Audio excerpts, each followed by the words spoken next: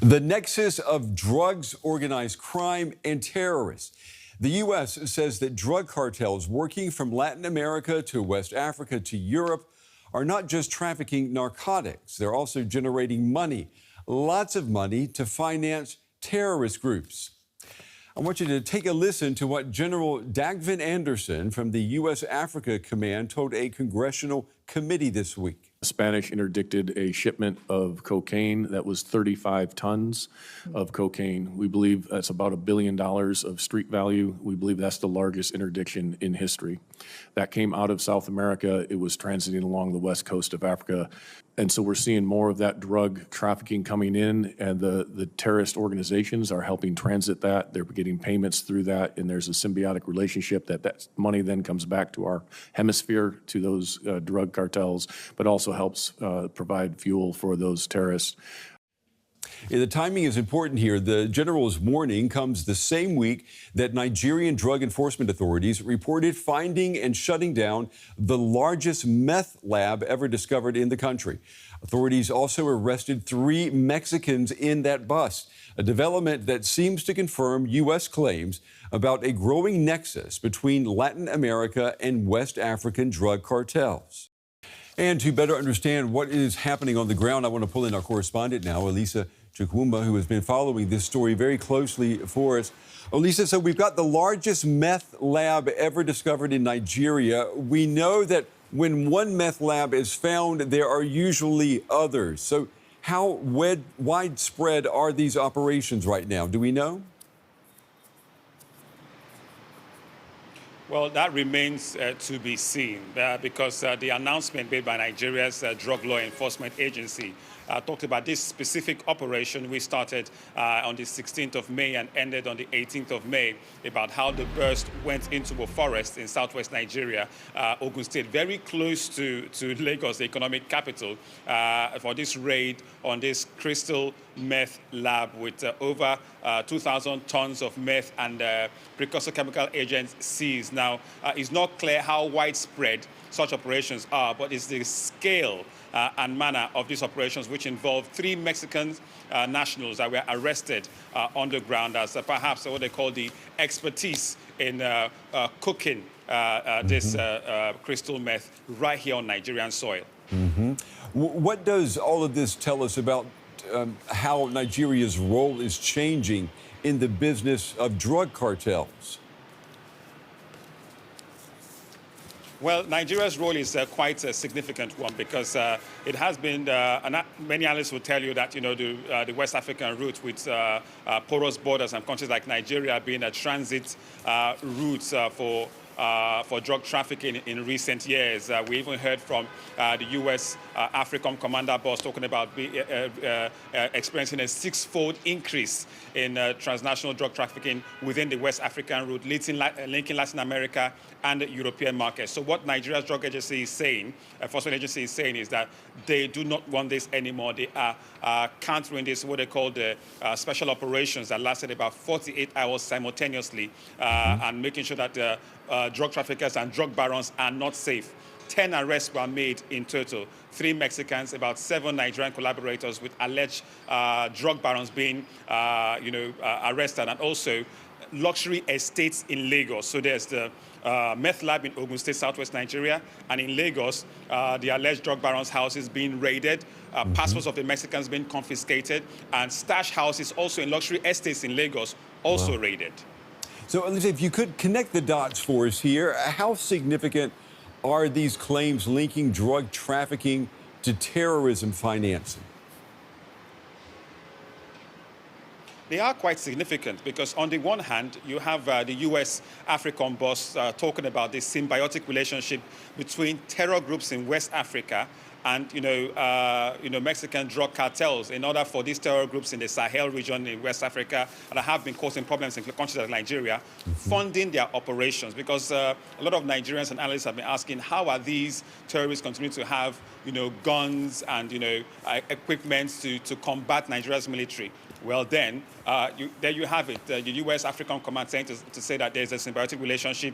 And just just yesterday, we have Nigeria's major drug law enforcement enforcers talking about this huge burst of the largest ever clandestine meth lab uncovered in Nigeria. So the links are right there now for Nigerians to see and well, the larger world. And in Nigeria's case, when authorities make the link between drug cartels and terrorist organizations, what kind of evidence or what patterns are they pointing to? Well, when you look at it, from that context, you have to look at the recent announcements made by Nigeria's Drug Law Enforcement Agency. Now, they have been having a heavy crackdown. The drug boss have been, enforcement boss have been talking tough about working with international partners. Just last week, they announced a multinational operation that involved both U.S. drug law enforcers, the Greek enforcement, and also French enforcement that took down a syndicate also in Lagos. Then you have this recent drug bust announcement involving 3 Mexican nationals. So they have evidence to show for it because recently other agencies in Nigeria like the customs and the police, you see them making announcements about weapons bursts or perhaps goods bursts, and you then find drugs laced in these weapons, laced in these goods. So they're establishing a chain in how these enforcement agencies, not just the drug law enforcement, but also security agencies, trying to tackle, away from combating terrorism, trying to tackle these criminal networks that are funding the terrorist organizations within Nigeria and the Sahel. And what have Nigerian authorities, what have they promised, if anything, to fight the growing size and power of drug cartels in the country? Where they are talking tough, we heard from Nigeria's drug agency boss, drug law enforcement agency boss yesterday, saying that no matter where they are, no matter how they come into the country, no matter the luxury estates in Lagos that they may live, that they will get them and they will shut down their operations and take away their illicit, wealthy vehicles and and property. So that's the announcement being made by the NDLEA yesterday, because Nigerians woke up to hear about the biggest drug meth lab ever, just at their backyard, just at the backyard, especially for people like us in Lagos. Ogun State Southwest is not just far, it's a bush in the area, but the scale of the amount of meth being produced there, with 3 Mexicans arrested. People talk about something about, a narcotics series, perhaps in the works somewhere in Southwest Nigeria. You never know, but we'll just have to wait and see. Yeah, well, it's good to have you there on the ground covering this story for us. Our correspondent, Felix Chukwemah, there in Lagos, Nigeria. Elisa, as always, thank you. So what we may be looking at is not just a corridor of drug trade, but perhaps an entire ecosystem comprised of drug cartels, criminal gangs, and terrorist groups. Now, to help us understand this apparently ever-growing nexus, I'm joined now by Dr. Oluwole Ojewale, an organized crime expert with the Institute for Security Studies in Dakar, Senegal. Dr. Ojewale, it's good to have you with us. We heard from the U.S. General at the start of this segment saying that there is somewhat of a symbiotic relationship between drug cartels and terrorist groups in West Africa. Based on your experience, how accurate is that characterization? Yes, thank you so much for having me on the DW. I think it's important to emphasize the fact that this is not a new phenomenon, and the experience in West Africa is connected to how drugs actually come from Southern America, which of course is contiguous with Mexico and comes through the Atlantic, and first point of transit have always been some countries along the coastal corridor, starting from Guinea to Ghana and to other epicenters like Nigeria. So it follows the transatlantic trade route, which has a century of history. And then what we've seen is that in most cases, it's also very important to underscore the fact that while some of those drugs stay in West Africa, the final destination in most instances are actually Europe. But due to the laxity of regulation, both law enforcement, weak law enforcement, and maritime security, the West African sub-region has become porous linkage that actually provides safe haven, both for transit drug and those that actually become, that find destinations in West Africa. This has been a very long experience, really. And it is well situated in what the general said. If we consider what is happening in Nigeria with the seizure of the country's biggest meth lab that's ever been discovered, I mean, does that suggest that this nexus is deepening and becoming even more structured? Yes, it's deepening, and it's also embedded in the fractured security within the country, because this particular seizure actually took place in a state that is next to Lagos, which is a major sea route into the country and out of the country, coupled with the fact that they've also found a leeway in the fact that they were able to actually embed themselves in the forest of the country before they were eventually excavated, if I could use that word. They were eventually detected. And this is also not peculiar to Nigeria, because knowing fully well that we are trying to educate the general public and looking for solutions, this has a very long linkage to what is happening along the Gulf of Guinea, and it also link even to the Cape route in South Africa, in which these drug cartels coming from Southern America, coming from Mexico, have found a very soft spot that they are actually exploring here. And why it is commendable that Nigerian security operatives are able to unearth this, I think it points in the direction of a deep-seated cartel, because for them to be able to manage in a very illicit manner such level of criminal architecture, and looking at the size of what they are actually operating and producing and managing and distributing from such network,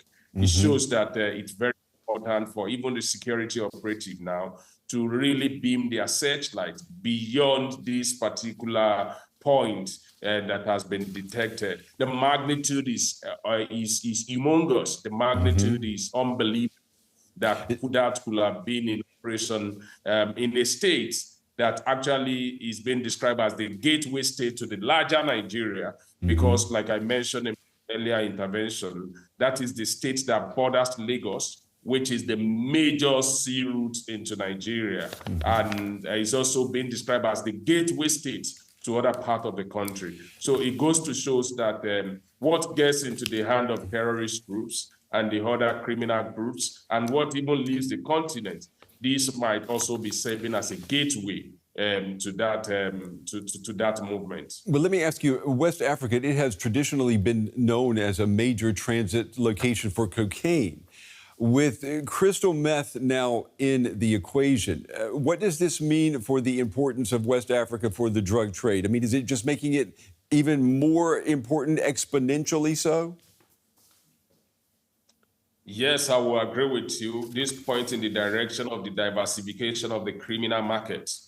It goes to show that why they have been exploring the illicit smuggling of cocaine over the years. The criminals are also diversifying their operation.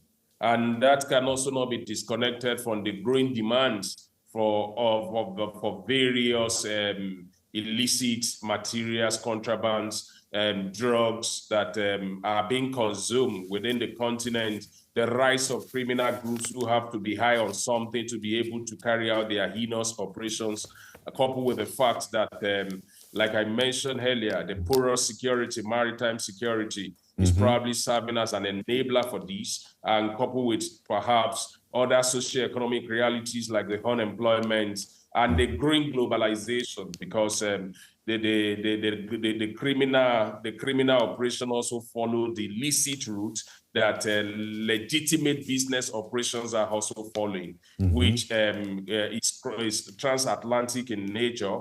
But much more than that is the fact that what we have seen from our research is the fact that from primitive to contemporary drugs, the criminals are also diversifying their market and strengthening their linkages across the countries, across the continents. We have a proliferation of criminal groups that have to live and survive by this drug. And I think coupled with fact that affordability might also be a major factor. And then they have to look for diverse drugs to be able to put on their trade. Let me ask you about the way they make their money. I'm thinking about extremist groups, terrorist groups. Are they involved in the production of drugs? Are they charging, if you will, like a toll for keeping trafficking routes open? I mean, do we know how they are actually making their money? It's a combination of so many things. And the fact that Mexicans were actually arrested in this particular operation goes to show how sophisticated they've become in the recent time. The terrorist group, the bandit, and the other armed groups essentially are operating at the middle point in terms of the supply chain. As primary consumers who need such drugs to be able to carry out their heinous activities.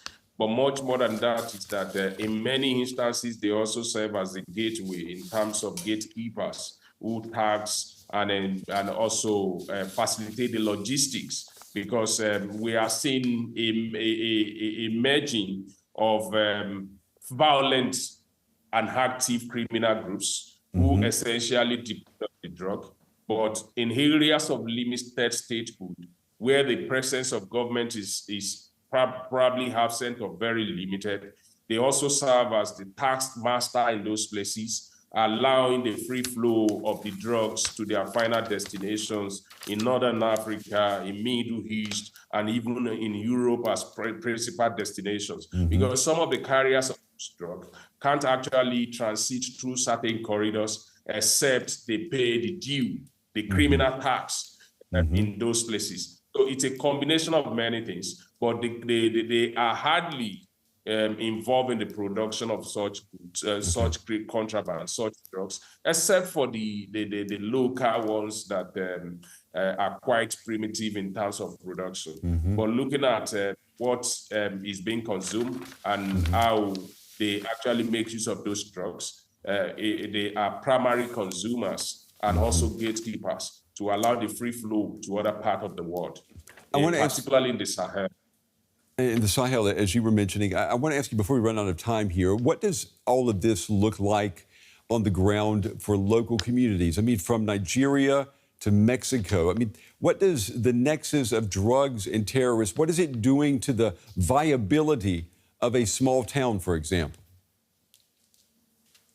Well, I think in terms of measurement, we can probably look at how they have come to unset social fabrics in those communities, how youth are becoming recruited, how youth are getting recruited into criminal gangs, and the proliferation almost in major cities of these drugs all over the places, which is actually serving as an enabler for violent activities. And you know, this creates a holy crisis in which one consequence engenders another consequence. So we are seeing the rise of violent extremist groups.